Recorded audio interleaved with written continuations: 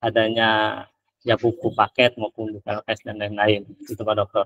Kemudian yang kedua, ini mungkin salah satu media pembelajaran lewat apa namanya digital itu lewat internet, mungkin salah satu ya kita gunakan ya seperti ini Pak Dokter nih, lewat jarak jauh ya kan. Iya, betul. Mungkin yang pertama kali ya saya senang ke Pak Dokter karena Pak Dokter itu speakingnya hebat ya, mantap. Jadi membuat saya juga terangsang untuk bisa berbicara Pak Dokter. Ya. Mantap Pak Dokter. Berbicara. Ya, berbicara betul. Ada satu ungkapan atau pendapat jadi bisa kita ungkapkan ya di depan Pak Dokter.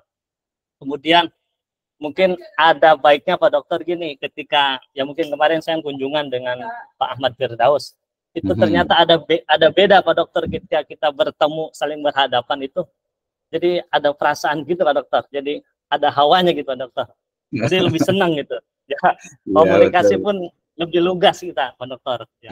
Kita aja Pak Dokter sementara itu ya. Pak Dokter. Oke, terima kasih ya.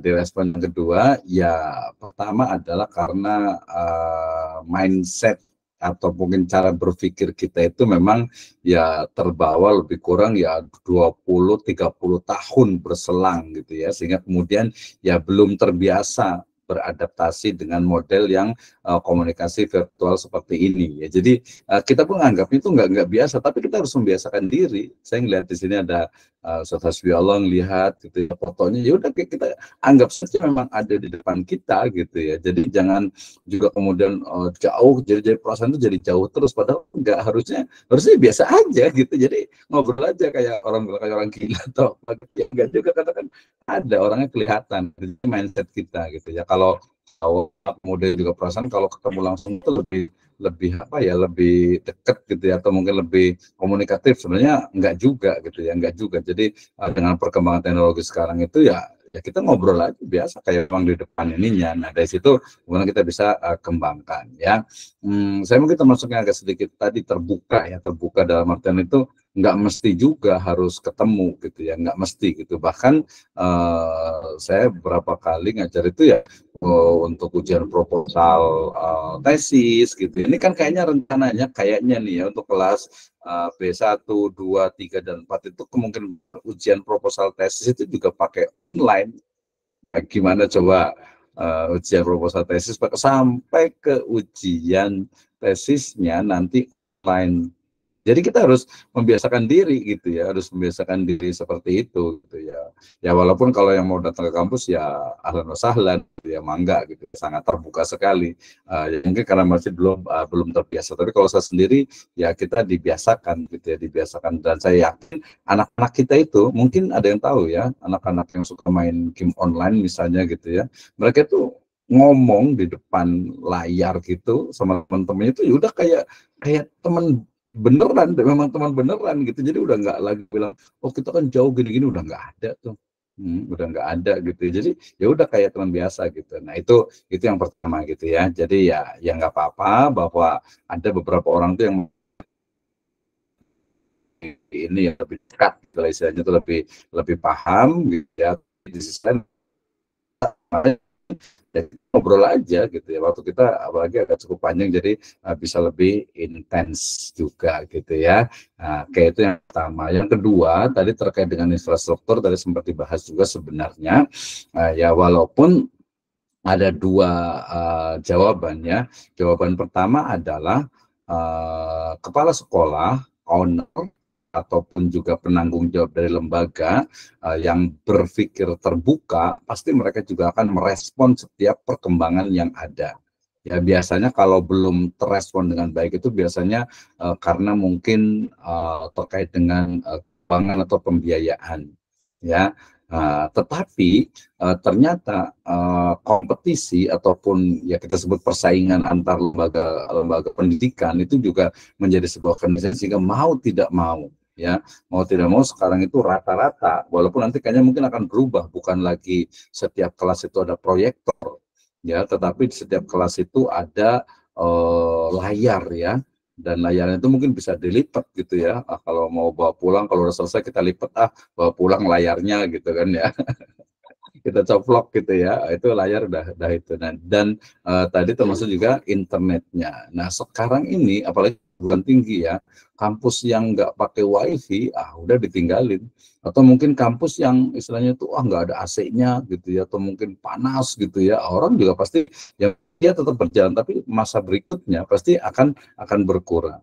Saya yakin juga sama ya di SD ada beberapa teman yang founder pemilik dari MI atau MTS itu persaingan itu sangat ketat sekali, terutama dari sisi fasilitas dan kenyamanan dari siswa. Ya sekarang tuh mungkin nggak terlalu kerasa ya, tapi kalau istilahnya kalau tidak ada inovasi dalam pembelajaran itu lama-lama itu akan ditinggalkan.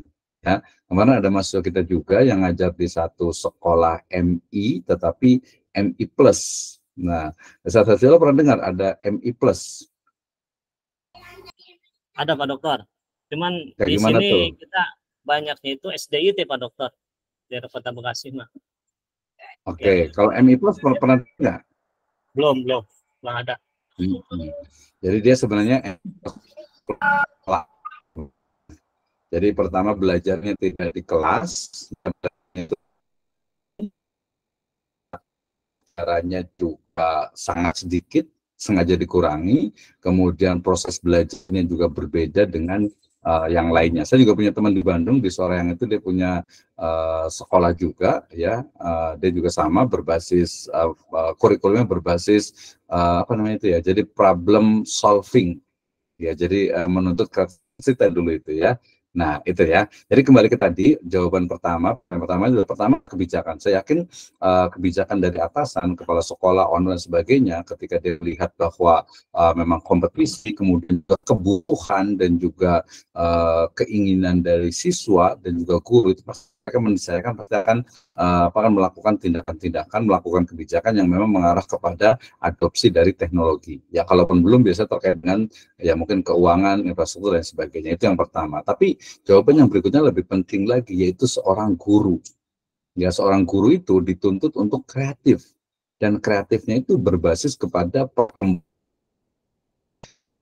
khususnya yang ada pada siswa. Kita bayangkan kalau seorang mengajarkan tentang satu materi, tapi ternyata siswa itu lebih tahu lebih dulu, dan secara umum banyak yang sudah tahu, sehingga ketika dia menjelaskan anak-anak itu mah udah tinggal lihat aja ini, seperti itu ya. Jadi maksud saya itu adalah yang paling penting dalam hal tadi. Kalau yang kedua itu, yang pertama itu adalah tentang kreativitas dan inovasi dari guru sendiri. Dengan keterbatasan yang ada, dia mampu untuk bisa memanfaatkan teknologi, media pembelajaran yang bisa diaplikasikan di situ atau di kelasnya masing-masing. Nah, kita berbagi dulu nih dengan Pak Suherman, terus sebelumnya ada Pak Ustadz Ahmad Muntaqo. Itu Hasbiallah ya, nanti boleh tanya lagi, tenang saja. Silakan. Jadi dua tadi ya, jawabannya sudah jelas ya. Oke, yang silakan berikutnya ada Ustadz Ahmad Muntaqo. Sebelum nanti ke Pak Suherman, kayaknya sudah siap nih. Silakan Pak Ustadz Ahmad Muntaqo. Ya, Any question, please? Halo. Ya, terima silakan. kasih dosen, terima kasih untuk waktunya. Ya, terkait untuk AI ya, Pak dosen, untuk pembelajaran, bahwa sebetulnya AI itu apakah hasil yang dikerjakan dari AI itu dapat dikategorikan ilmiah atau karya ilmiah atau fiksi atau non fiksi ya, Pak dosen, karena kita kan kalau mengikuti AI artinya kan misalkan pembelajaran, apa sih pembelajaran, mungkin di AI dijelaskan pembelajaran adalah bla bla bla bla, tapi referensinya itu tidak muncul ya, misalkan pembelajaran menurut A, menurut B, menurut C gitu ya, atau pada tahun berapa dia memberikan definisi apa itu pembelajaran atau metodologi lah, katakan apa itu metodologi. Nah, ketika di AI itu kan tidak lengkap dengan referensi yang harusnya ada ya, dosen, dan terkait untuk perkembangan AI ini, sebetulnya AI ini menimbulkan kreativitas untuk seorang guru atau justru mengurangi kreativitas seorang guru? Karena kalau dari sudut pandang saya ya Pak dosen, banyak hal yang harusnya dikerjakan oleh guru itu cukup dikerjakan oleh AI gitu ya. Dalam artian gini, misalkan kita sebelumnya misal harus membuat sebuah materi pembelajaran di sekolah, di SD katakanlah, tapi untuk atau di SMP SMA lah ya. Kita membuat sebuah materi tentang sejarah atau apa, kita mencari di AI ini atau tapi di AI itu kan tidak tertera juga referensi-referensi yang jelas yang sudah dibahas oleh tokoh-tokoh pendidikan atau tokoh-tokoh ilmiah di periode sebelumnya, Pak dosen. Terima kasih Pak dosen. Oke, terima kasih. Mohon maaf putus ya. Kita ngomongin teknologi tapi teknologinya agak-agak terputus ini ya. Sebentar.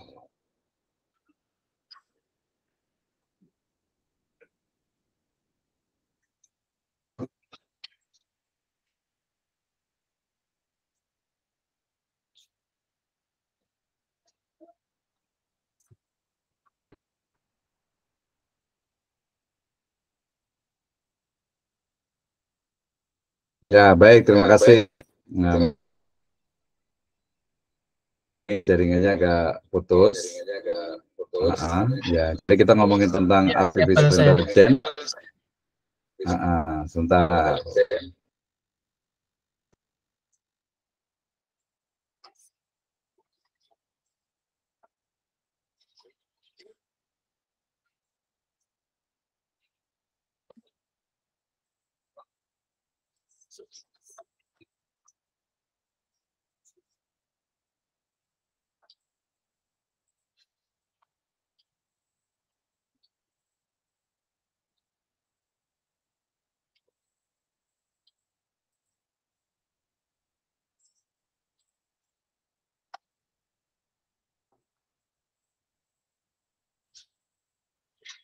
Belum ada suaranya Pak.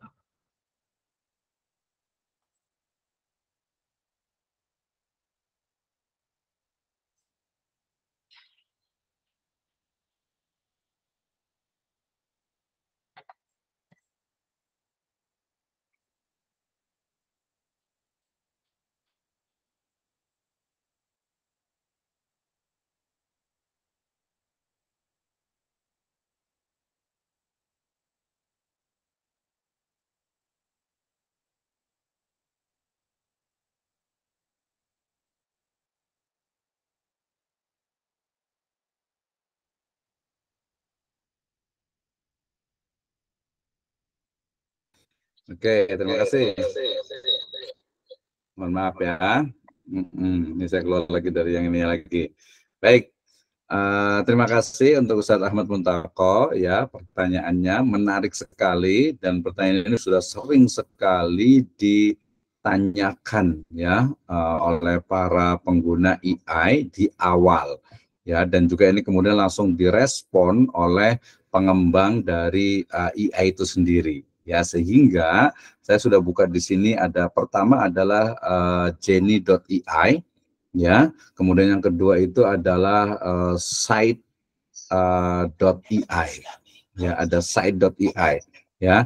Nah, aplikasi ini atau AI ini dia secara otomatis itu bisa langsung ya memberikan referensi, dan referensinya itu dia valid sampai kepada halamannya dan sampai kepada artikel ataupun juga materi yang dia citasi sumbernya, terutama nanti sekarang sumbernya itu adalah jurnal ya, sehingga kemudian pertanyaan tadi Pak Ahmad Muntaqo terkait dengan berarti ini enggak ada referensinya dong, tidak, itu sudah terjawab ya, bahkan referensi yang sangat sangat valid karena dia bersumber dari referensi jurnal dan lain sebagainya ya.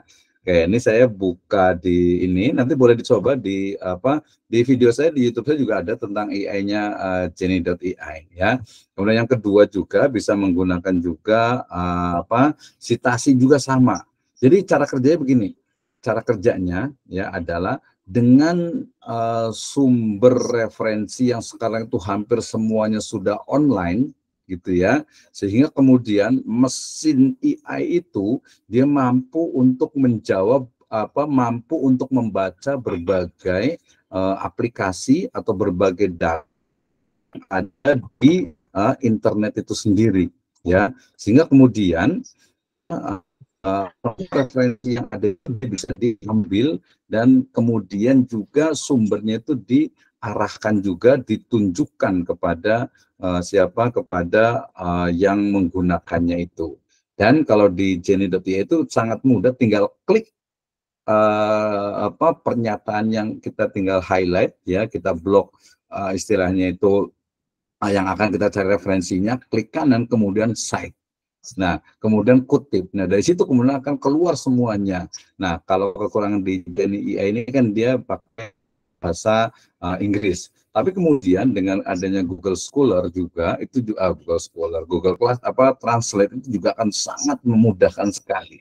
Ya, sehingga sebenarnya sudah terjawab bahwa di AI juga sudah banyak AI yang juga menerapkan referensi dari berbagai jurnal dan juga e-book yang sudah online.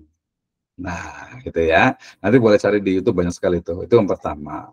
Yang kedua, apakah AI ini akan mengganggu guru mungkin jadi nggak kreatif? Ya, jawabannya tidak. Ya, tidak. Kenapa? Justru guru yang kreatif dan inovatif itu dia akan menggunakan AI itu memang untuk kebutuhan keperluan proses pembelajarannya.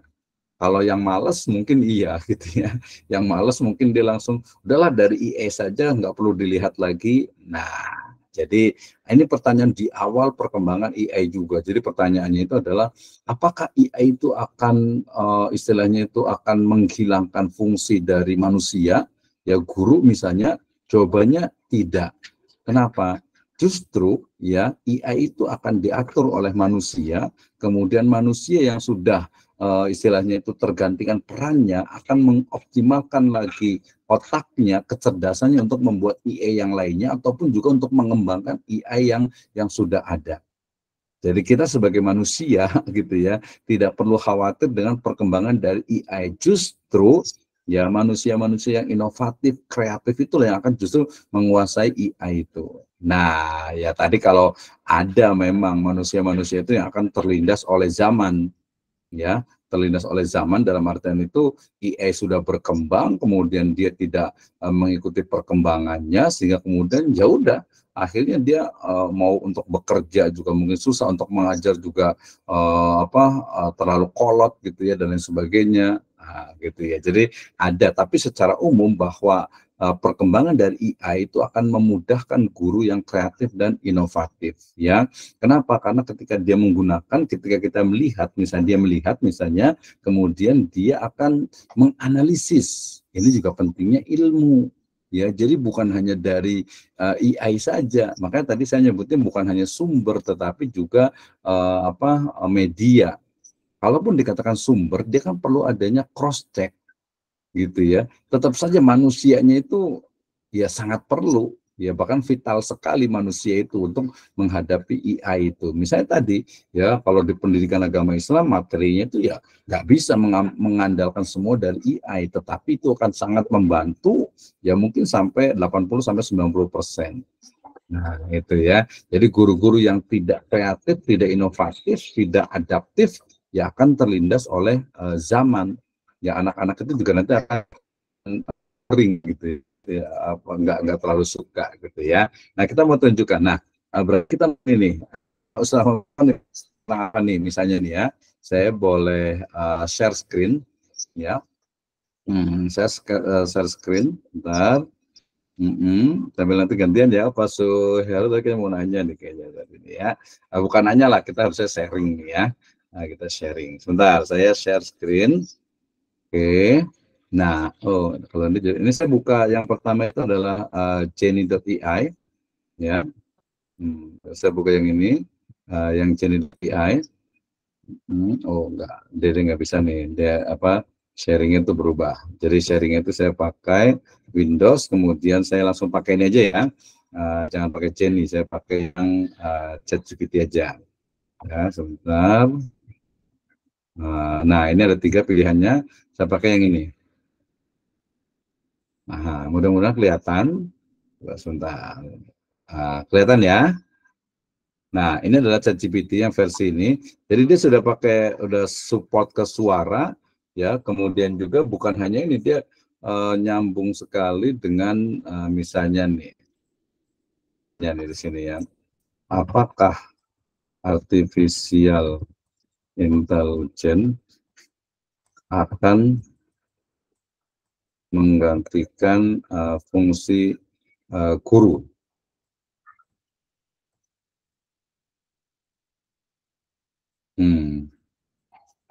Kelihatan ya?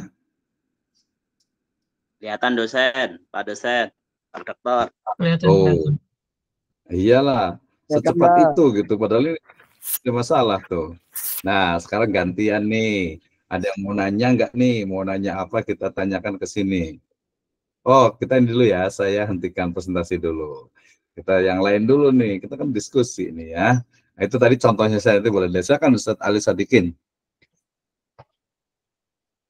Baik Pak dosen, ini ChatGPT sangat membantu sekali dan sangat apalagi referensinya bisa dipertanggungjawabkan.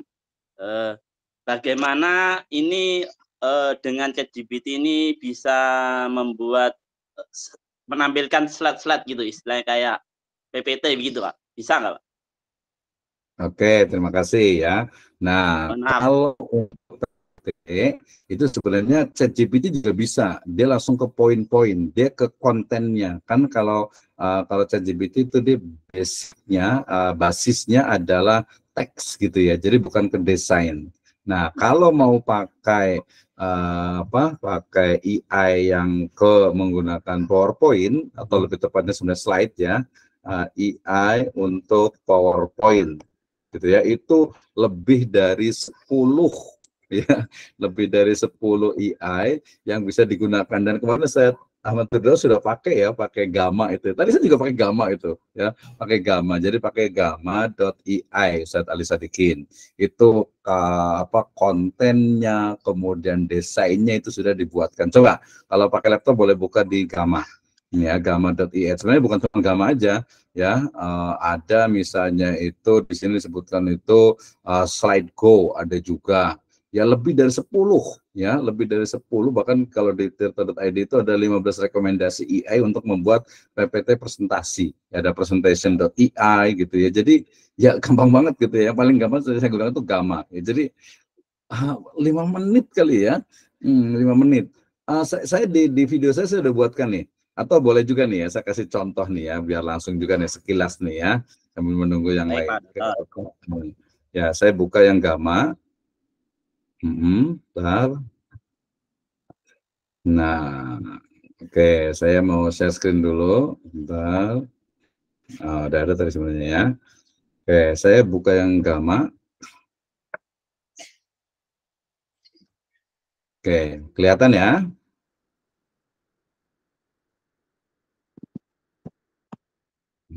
Kelihatan? Kelihatan Pak Dokter. Kelihatan ya, Pak. Ini saya login. Oke, generate AI PowerPoint presentation in second. Ya, 1 menit katanya tuh. Ya. Oh, tadi saya bukanya pakai yang, tadi saya pas awal saya buka pakai Chrome, ini saya pakai Microsoft Edge. Ya, jadi biar banyak akunnya, ya, biar banyak akunnya. Nah, pertama itu login, jangan lupa, ini pakai bisa sign for free, ya. Kemudian saya biasa konti.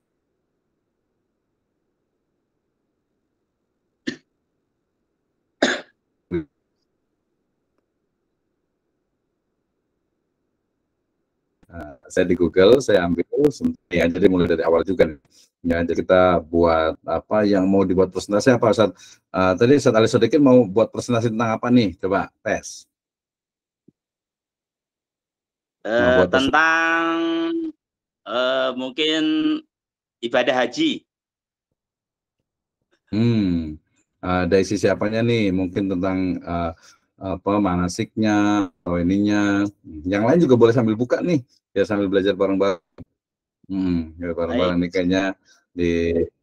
Jadi coba buka Gamma tadi tampilannya itu, ya. Kemudian nanti langsung loginnya. Kalau saya yang udah login itu tadi pakai yang Microsoft ini sebenarnya, pakai Microsoft yang ini apa Chrome, ya. Nah, setelah continue, nanti ada di video saya kemarin saya sudah buat juga itu. Kemudian nanti pilih topiknya, nanti pilih yang bahasa Indonesia, ya. Kemudian baru nanti masuk ke berapa. Jadi kalau yang free itu, yang gratis itu dia 8 slide. Nah ini, ya. Mudah-mudahan kelihatan ya, ada create new EI all Gamma, ya. Nah ini kita klik yang create new, kemudian nanti pilih topiknya, kemudian nanti dia akan kerja sendiri, bikin PowerPoint. Dan tadi hasilnya nggak usah jauh-jauh, tadi yang saya presentasikan itu adalah hasil dari Gamma, gitu ya. Jadi gampang, nggak ada yang sulit, nggak ada yang sulit, nggak ada yang susah, gitu ya. Dianotasi di sini, kemudian nanti create new, kemudian nanti pilih. Ini kayaknya makin sore jaringannya kayak ini, kita udah kan ya. Oke. Ya nanti tinggal ini aja ya, menurut saya sih tinggal tadi aja. Ini kayaknya waktu nanti nggak selesai. Nanti tinggal cari di Gamma dan lebih dari 10 aplikasi untuk PowerPoint, kontennya, isinya, desainnya, ya semua sudah dibuatkan. Dan cari yang gratis, ada 10 slide yang gratis, banyak yang gratis, yang berbayar ada juga. Oh ya, tadi ke Pak Ahmad Muntaqo juga, sebenarnya selain Genie AI, kalau yang berbayar 100.000 itu ada namanya Perplexity. Ya, Perplexity itu sebulan 100.000 itu dia bisa kemudian memasukkan semua referensi yang kita tulis dalam makalah kita. Ya, jadi banyak sekali lah, sangat banyak gitu ya. Oke, terima kasih Ibu dan Bapak sekalian, karena waktu kita terbatas. Terakhir saya mau ngasih challenge ya untuk Ibu dan Bapak sekalian terkait dengan mata kuliah ini ya, agar kita ada learning experience, ada pengalaman belajar. Oh, dulu belajar sama Pak Abdurrahman Misno nih, suruh buat tugas ini susah banget kayaknya nih. Oh, ada yang diceritakan gitu ya. Jadi Ibu dan Bapak sekalian, karena pertemuan kita masih cukup panjang, dalam arti, bukan panjang sih, artinya 2 pekan ke depan lagi, maka 2 pekan ke depan lagi saya kasih challenge ya, saya kasih tantangan untuk membuat sebenarnya kontennya adalah pengembangan media belajar PAI. Kita tahu PAI itu kan banyak mata pelajaran, bahkan sampai ke topik tertentu. Misalnya tadi Pak Ali Sodikin membuat penggunaan atau pengembangan artificial dan ya, dalam materi manasik haji. Nah, gitu ya. Nah, buat pakai PowerPoint, slide yang lainnya, presentation dan sebagainya itu banyak sekali. Tapi sebenarnya saya lebih kepada kontennya. Ya, jadi semuanya pakai PowerPoint juga biasa, nggak apa-apa juga. Tapi intinya adalah bagaimana mengembangkan mengembangkan media pembelajaran PAI. Ya sebenarnya bisa, kemarin saya bilang menggunakan apa saja. Ini bukan ke AI ya, tapi ke semuanya. Ya, misalnya tadi saya ini kan Ustaz Ahmad Firdaus, boleh pengembangan media pembelajaran PAI menggunakan video. Jadi lebih kepada teknis bagaimana menggunakan videonya. Kemarin sempat Ustaz Hasbilat sempat kepikiran juga pengembangan ruang kelas sebagai media pembelajaran PAI. Ya, penggunaan Canva, penggunaan sampai kemarin juga sempat dialog ya kita ya, penggunaan papan tulis, jadi manajemen papan tulis sebagai media pembelajaran. Nah, itu ya. Oke. Nah, kita masih tantangan nih. Nanti boleh ditulis di grup juga. Oh, kayaknya ketuanya nih, saya sampai lupa nih. Ketuanya yang siapa ketuanya ya? Ustadz Eko. Oh, Ustadz Eko. Gimana Ustadz Eko nih? Ya. Di pohon buni ada asap. Saya ini tidak siap. Bukan tidak siap gitu. Justru kan kita semua di situ belajar, enggak. Saya kan maksudnya koordinator saja. Ya, oh belum ada siap ya. Memang sih kan tradisi kita kan biasa manggat di payun gitu ya.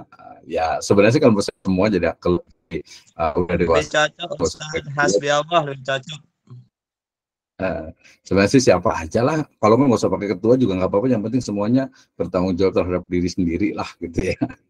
Oke ya, nggak apa-apa. Nanti silakan. Jadi nanti masing-masing mahasiswa membuat, sebenarnya intinya pendek saja lah, cuma 2 halaman aja tentang pengembangan media pembelajaran PAI menggunakan titik-titik, gitu ya. Jadi pengembangan media pembelajaran PAI menggunakan titik-titik, dari yang paling tradisional, misalnya menggunakan wayang, menggunakan kartus, menggunakan apa saja yang menjadi media itu diperbolehkan, gitu ya. Jadi tidak mesti yang tadi teknologi, ya. Kira-kira anak-anak seneng nggak nih pakai misalnya gambar pakai kardus gitu, pakai kertas gitu ya, atau mungkin pakai apalah gitu yang lainnya gitu. Yang penting prosesnya itu bisa dan ada inovasi di situ. Gitu ya, bisa ya berarti ya. Oke, silakan ada pertanyaan terkait dengan tugas sambil menunggu azan nih. Tadi untuk challenge-nya, dan pekan depan bisa presentasi, nggak usah lama-lama, 5-10, yang penting ada pengalaman lah dalam istilahnya itu presentasi. Silakan. Ada pertanyaan? Fokus pertanyaannya tentang ini. Nanti ya, ini nanti bentuknya PPT atau gimana, Pak? Tugasnya? Kita sebenarnya fleksibel karena ini fleksibel. karena kita nggak fokus kepada istilahnya karena kita nggak fokus kepada medianya, kita fokus kepada kontennya. Jadi boleh pakai PowerPoint, boleh juga pakai AI juga boleh, pakai Word pun boleh. Ya, jadi pakai Word pun boleh gitu ya. Jadi kenapa? Agar istilahnya itu fokus pada kontennya, ya. Ya kalau standar, kalau presentasi biasa pakai PowerPoint, tapi saya juga tidak mesti itu, tapi cukup pakai Word yang dituliskan bahwa Pak saya punya ide untuk pengembangan PAI itu dengan menggunakan ini Pak, gitu. Boleh, ya. Jadi enggak seperti itu, ya. Kalau ditanya standarnya apa, ya udahlah PowerPoint lah, nggak apa-apa gitu. Tapi bukan di PowerPoint-nya, tapi di kontennya. Jelas ya? Jadi pakai Word-nya pun boleh. Pakai Word kemudian dipresentasikan, oh saya mempunyai ide ini Pak, pengembangannya ini, pengembangan topik ini. Tuh, oke ya, sudah ada alhamdulillah. Setelah saya buat ini dulu. Allahu Akbar, Allahu Akbar. Dengar adzan ya.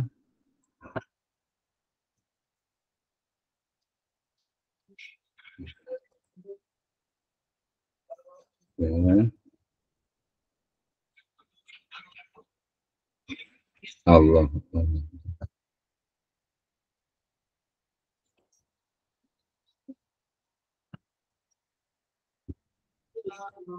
Oke, silakan isi absensinya sambil nunggu azan.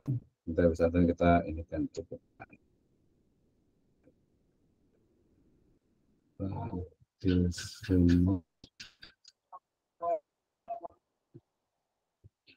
Allah Akbar, Allah Akbar. Silahkan daftar hadir diisi, boleh di-copy nanti. Allah Akbar.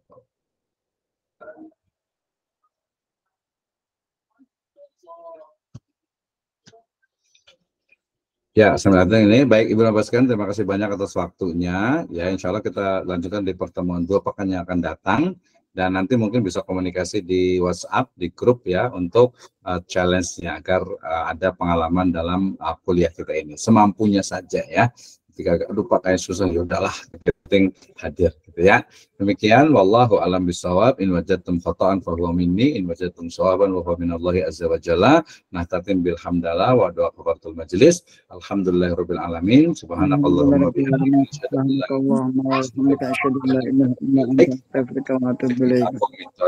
Wassalamualaikum warahmatullahi wabarakatuh. Waalaikumsalam warahmatullahi wabarakatuh. Terima kasih Pak Dokter atas ilmunya. Lanjut. Naik motor, membeli rambutan nyonya. Terima kasih Pak Dokter atas ilmunya. Assalamualaikum.